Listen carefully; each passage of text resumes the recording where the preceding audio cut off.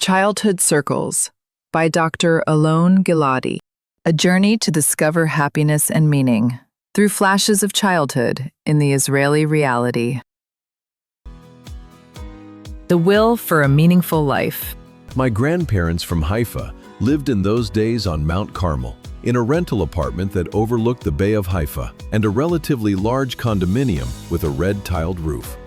Once a month, my parents would bring my sister and me to Haifa.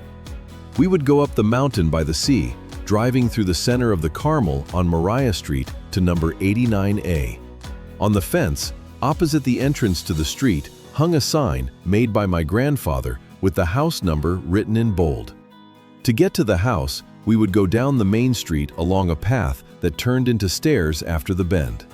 It was a shady path, full of greenery. An avenue of green bushes on both sides and old, low trees that connected to each other above it.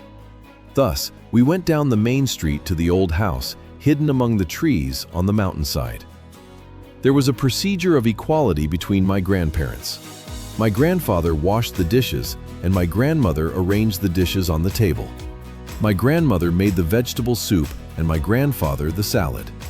My grandfather made the schnitzel, and my grandmother the rice. My grandmother would then serve the food on the table on the balcony facing the bay, and my grandfather would turn the dishes. We would then sit facing the view, eating and drinking, looking at the house opposite and the distant bay.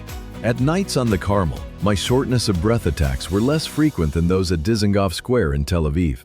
My grandfather would prepare a pot full of boiling water for me, and my grandmother would sit by my side briefly, caressing my head and wishing me good night. I loved my grandfather and grandmother, but I loved my grandfather very much. I loved him very much even though I knew almost nothing about him. In practice, my grandfather was my childhood friend. I had soulful conversations with him, conversations about the world and its entirety, conversations on Tikkun Olam. We would walk hand in hand through the tree-lined avenue on Moriah Street, facing the hidden path that descends from the street to the house on the mountainside.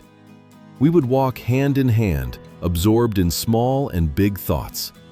To this day, when I come to Haifa, I make a habit of going to the old small avenue on Moriah Street and walking along it. But my grandfather is no longer there beside me, but only in my thoughts.